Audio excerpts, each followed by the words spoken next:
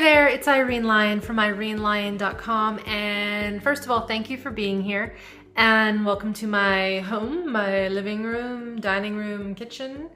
And I'm sitting on my practice area where I roll around and move and do all the stuff I do to keep my mind and body connected to the environment. Anyway, I got an email today from Robin Sharma. And Robin Sharma has written a lot of self-help, personal productivity books. I hate to put him in the self-help categories, but that's kind of what it is. We could call it positive psychology.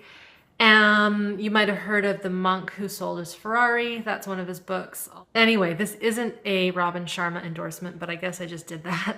But he wrote an email today. I'm on his mailing list. And he's actually been recently coming back into the limelight. I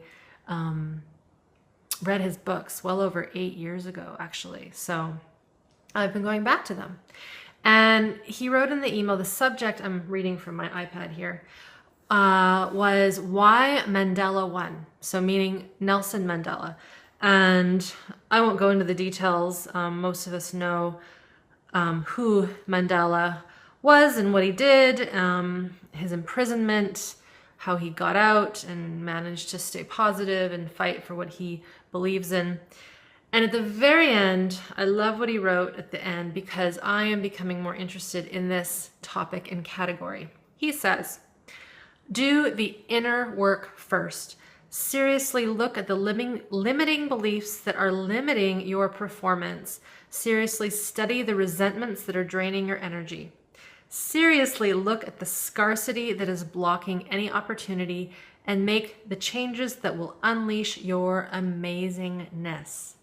Now, this is just like, it's like a ding, ding, ding moment because in the last sort of 6 months and really the last 4 months, I have been very, very interested in this exact topic of, he calls it the inner work. Inner game is another way that people call it. The reason why is because many of you know I'm a nervous system specialist. I work with trauma, helping people rewire their nervous systems via the body, mind, and environment connection. That's what I call it. My background is completely immersed in this idea of inner work or inner game.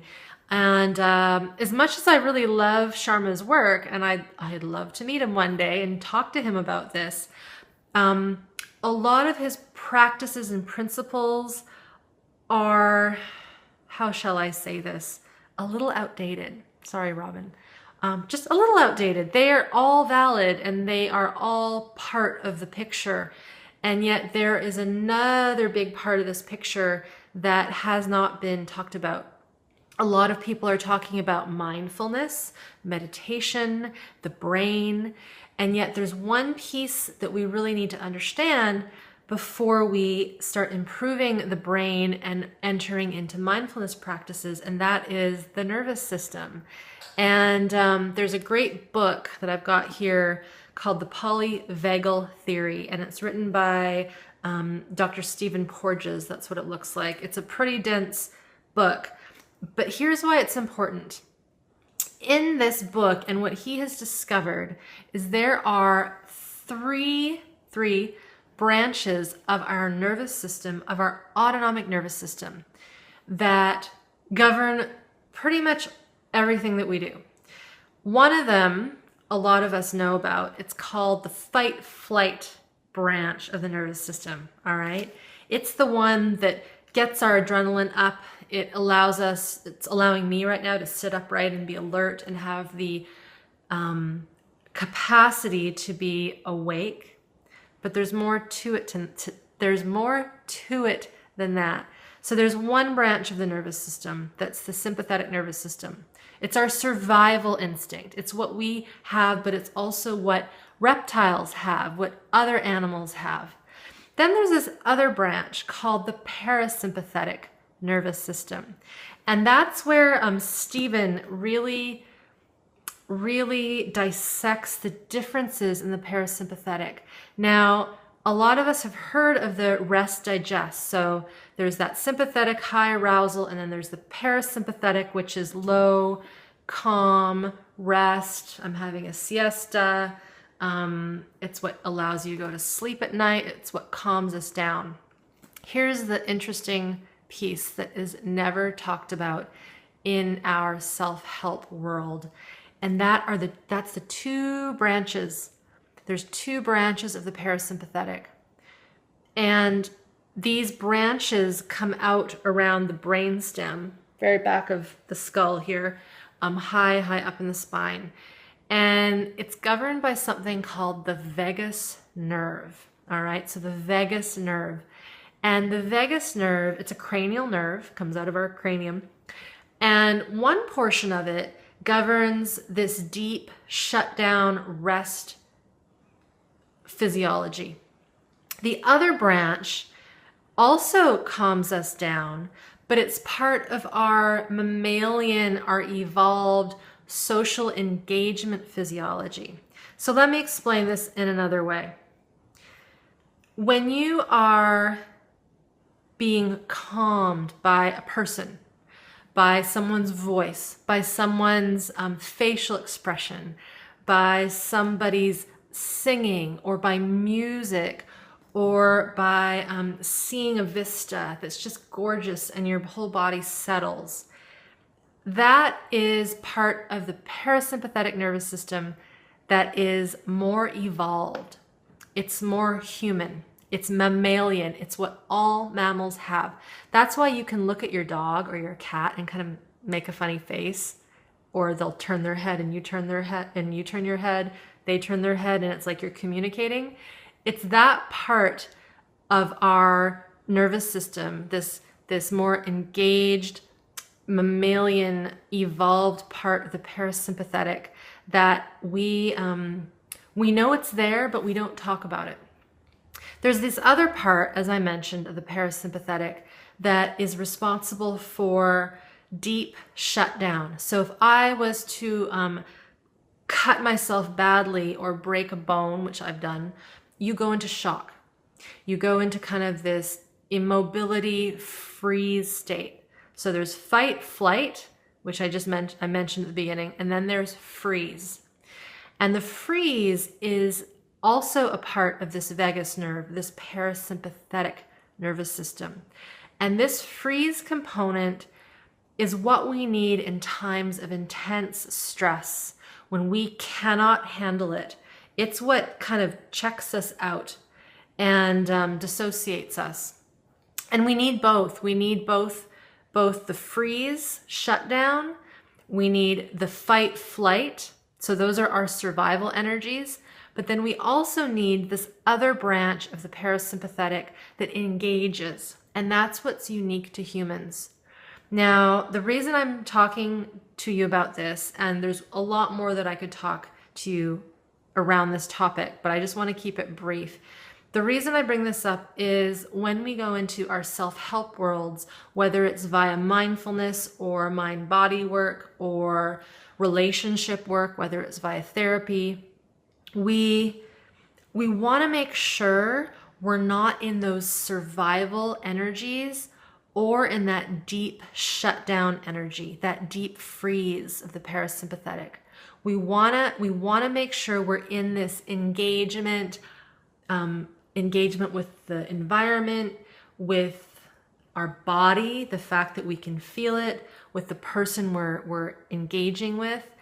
It gives us an alertness that isn't frantic, that isn't hectic, that doesn't make a person feel like they're either talking to, or that they feel like they've got that deer in the headlight kind of eyes look, where there's almost this as if a person looks like they're afraid that they're going to get hurt, right? And you can see this in some people. You see this in some people. You talk to them and you can just tell that they're afraid or they're not really there, right? That kind of person is living in their survival instincts, and they may not be alert and all hyper and anxious. They may be very calm and very like non-effectual. If I go back to the Sharma email around having to do the inner work, this inner game work, this self-help development. I like to call it self-study work. We need to go back to this stuff, this physiology, because if we're living in those survival instincts, either the sympathetic fight flight or the parasympathetic freeze, where you're kind of flatlined, you're not revving at the right level for human engagement, for creativity, for learning, for love, for relationship. And it's unfortunate that we haven't discussed this. And that's why I'm starting this conversation now, because it's what I love to teach. It's what I do in my daily practice with my clients, with my students. And I want you to learn about it. I want everyone to learn about this, because we are meant to, as human beings, be living in a mammalian nervous system, where we're connecting, not where we're afraid and disconnecting and being introverted, or always being extroverted and hyper and aroused. We need to find this nice medium ground where we're in this, as I said, mammalian nervous system where we can connect and engage. We're not reptiles. We have the physiology of reptiles. We do. We need it so that we can protect ourselves when we need to protect ourselves, but we're not meant to live in it all the time. And by the way, when we live in that reptilian fight, flight, freeze energy all the time, the thing that happens is not only do we not create and connect and love in the same way, our physical body suffers, because a mammalian body needs lots of oxygen. We need lots of good oxygen. We want the blood to be flowing in a nice up and down, ebb and flow way. We don't want it to just always be constricted or always limp and flatlined, right? And when that happens, things go off. Immune system goes off, digestion goes off. We have trouble with our bladder, with the quality of our thinking, with the circulation in our fingers. I could go on and on and on. Autoimmune problems, so chronic pain. Anyways, this has been a little longer than I anticipated this video to be. I mean, it started with an email that I got this Sunday morning from Robin Sharma, but it made me realize we need to have deeper conversations about how we do our inner work. It isn't just about sitting still and clearing out the negative thoughts and being all zen. It's about getting to this regulated nervous system state where we are in our mammalian evolved brain and nervous system. So anyways, I hope this has been useful for you.